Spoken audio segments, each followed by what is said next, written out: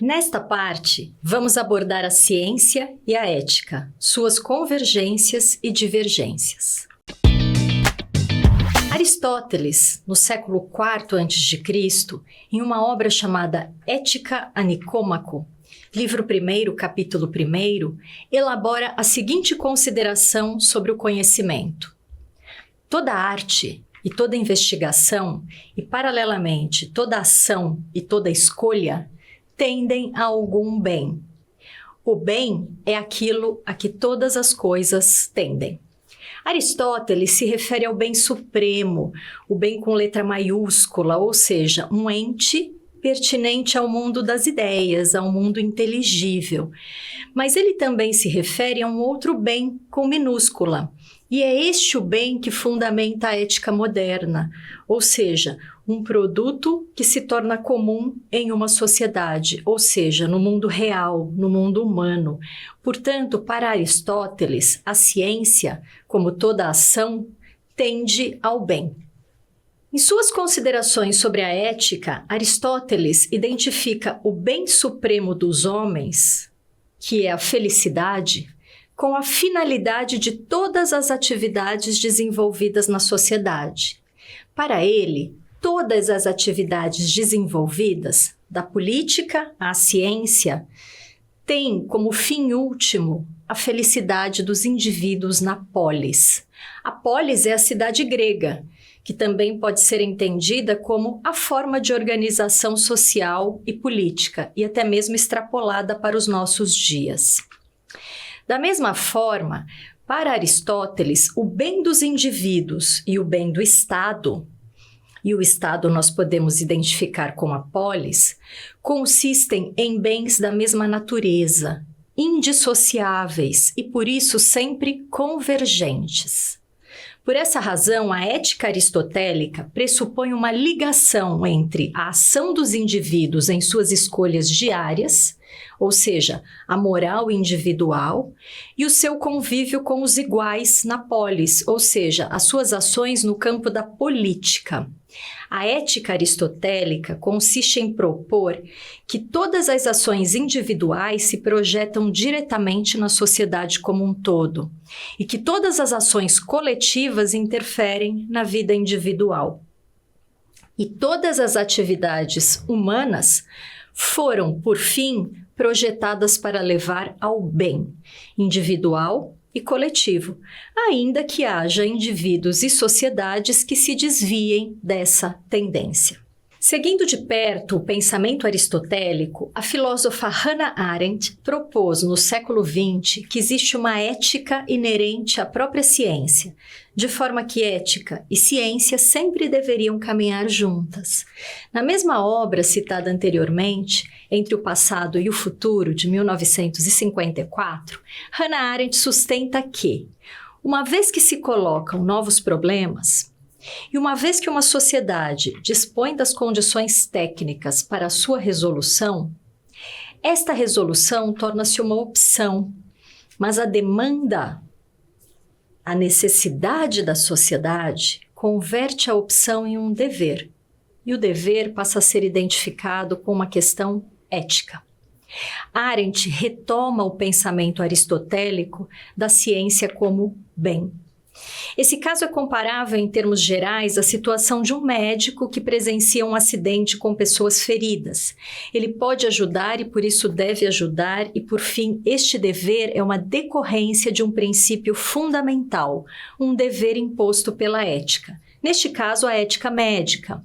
No caso do cientista, de forma paralela, prover soluções se transforma em um dever ético nas sociedades modernas. A ética de Hannah Arendt tem como objetivo de interesse o mundo. Não é o indivíduo, e sim o mundo externo a ele, o seu objeto de preocupação. Assim, não é a subjetividade humana a fonte da ética, mas sim a política. E a política, no pensamento de Hannah Arendt, abrange tudo aquilo que as pessoas fazem em sua interação social. É um conceito muito amplo, muito abrangente de política. A política abrange tudo que as pessoas fazem enquanto sociedade. O núcleo das preocupações da política é o cuidado do mundo e não o cuidado do indivíduo.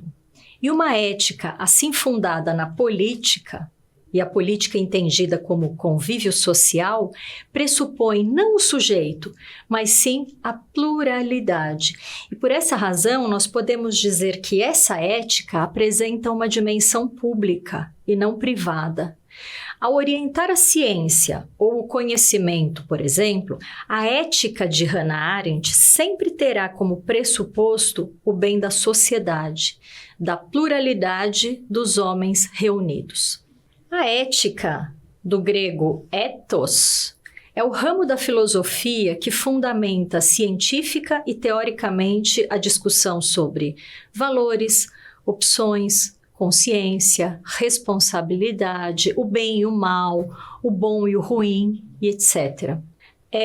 Ela apresenta, portanto, uma dimensão filosófico-científica que não existe no seu correspondente em latim, que seria mos ou mores, que resultou em moral. A moral, diferentemente da ética, ela se apresenta em uma dimensão mais pragmática e diz respeito a hábitos, costumes, modo ou maneira de viver. Portanto, aqui neste curso falaremos de ética e não de moral, embora elas possam se tocar em alguns pontos. O conceito de ética é operante para nós na medida em que aqui nós pretendemos tratar de ciência. Sócrates, que nasceu por volta de 470 a.C. e morreu por volta de 399 a.C., é conhecido como fundador da filosofia clássica na Grécia Antiga. E ele voltou a sua atenção ao homem, e ele transformou o homem em objeto de estudo. E isso o diferencia dos chamados filósofos pré-socráticos, que tinham a natureza, que eles chamavam de physis, como preocupação fundamental. Com Sócrates e a sua escola, a investigação se deslocou do ponto de vista biológico para o ponto de vista ético. O homem passava agora a ser investigado a partir das suas ações. E não se trata das ações cotidianas, que eram e são até hoje estabelecidas previamente e orientadas por modelos enraizados nas sociedades gregas e atuais. Diferentemente deste pressuposto moral, que estabelecia de antemão o que era bom e o que era mal, Sócrates pretendia buscar na razão as formas para julgar esses valores na ação dos homens. Para Sócrates, portanto, a razão era a faculdade que deveria orientar os homens para a prática das boas ações, ou seja, para o bem. Podemos dizer que nesse momento, no século V a.C., criam-se os fundamentos da ética que hoje nós praticamos. Nós não possuímos registros autorais produzidos por Sócrates, mas as linhas gerais do seu pensamento ou do seu suposto pensamento foram registradas por escrito por Platão e pelos discípulos de Platão. Embora não existam registros sistemáticos do pensamento de Sócrates, nós podemos identificar os aspectos de sua concepção da ética e de outros temas, principalmente em excertos dos diálogos de Platão. Os diálogos, essas obras de Platão, reproduzem o modelo de interação entre o mestre e o discípulo, assim como Platão fora discípulo de Sócrates e tinha os seus próprios discípulos. Essa dinâmica de perguntas e respostas entre discípulo e mestre foi a forma preferencial usada pela escola de Platão para expressar os principais temas da filosofia grega do período clássico. Dentre eles, a ética. Vejamos então como a ética também assume a dimensão de um contrapeso ao exercício da ciência, ou seja, uma forma de equilibrar a prática científica. Platão, no século V a.C., em um diálogo chamado Teeteto, identifica o conhecimento ou o saber, ou seja, a verdade ou a busca da verdade, a virtude, o bem. Então, Então, verdade e bem são os elementos platônicos identificados com o mundo superior, o mundo das ideias, o mundo inteligível, o bom ou o bem, o belo e o verdadeiro. No mundo platônico das ideias, há uma perfeita correspondência entre esses três elementos. Mas essa identificação, que é perfeita no mundo das ideias, nem sempre acontece no mundo real, no mundo sensível, no mundo humano. Neste mundo, elementos como o verdadeiro, que é o conhecimento, e o bom, a virtude, nem sempre se encontram em perfeita correspondência. No mundo em que se desenvolvem as ações humanas, o mundo real, nós encontramos, na verdade, graves discrepâncias entre aquilo que no mundo sensível está em perfeito acordo. No mundo real, o conhecimento tende a tudo. A busca pela verdade, que é característica do espírito da investigação, do cientista, ela não se coloca limites e tende a querer compreender tudo em um processo no qual uma descoberta leva a novos questionamentos, criando um processo que pretende abarcar a totalidade dos fenômenos do mundo. O cientista investigador deseja e pretende conhecer tudo. Por isso, nós dizemos que o conhecimento tende ao ilimitado. Mas a busca pelo conhecimento pode resultar em situações potencialmente prejudiciais e, portanto, acarretar o mal. Trata-se de casos em que a busca pela verdade ou verdadeiro compromete o bem. Por essa razão, Platão propõe um equilíbrio. Ele afirma, então, que a relação entre ciência e virtude, no mundo sensível, no mundo concreto, deve sempre corresponder à relação entre o ilimitado, por um lado, e o limite, por outro. Se o conhecimento tende a tudo, ao ilimitado, cabe à virtude ou ao bem servir como anteparo ou barreira, limite contra eventuais abusos.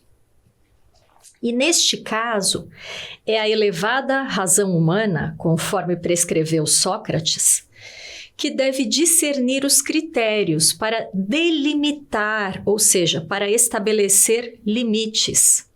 Há elementos por si mesmos ilimitados, ao passo que o saber tende a tudo, derrubando tudo que ele encontra muitas vezes no caminho, cabe à ética impor-lhe limites em nome do bem. Portanto, há também uma relação de tensão entre conhecimento e ética.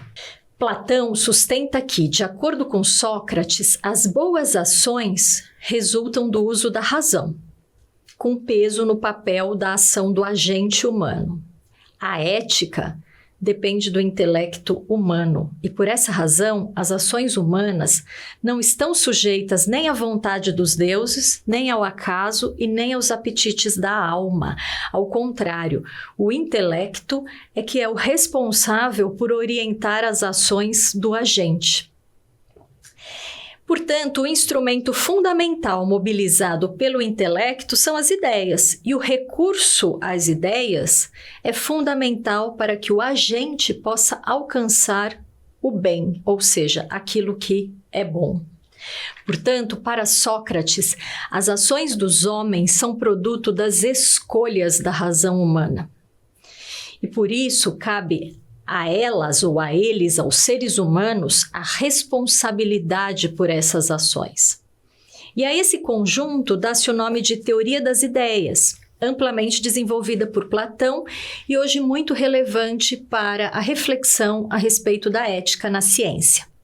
A importância do recurso à razão para a escolha das ações humanas no campo da ética pode ser encontrada na República, um texto onde Platão desenvolve a noção da aparência do bem, advertindo que algo pode ser bom para um e mal para outro.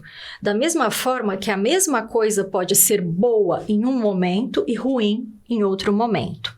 No livro primeiro da República de Platão, Sócrates argumenta que é possivelmente bom restituir as armas a uma pessoa sã, na medida em que se está agindo de acordo com uma norma geral de justiça. Ao mesmo tempo, restituir as armas a uma pessoa insana pode redundar no mal, tanto desta pessoa quanto no de outras pessoas. E é disso que se trata quando se fala em aparência do bem. O bem também pode vir numa forma aparente. Nesta parte, abordamos as relações entre ciência e ética a partir de duas perspectivas. A primeira aponta para a convergência de ambas, de forma que a própria ciência deve ser orientada para a realização do bem das sociedades.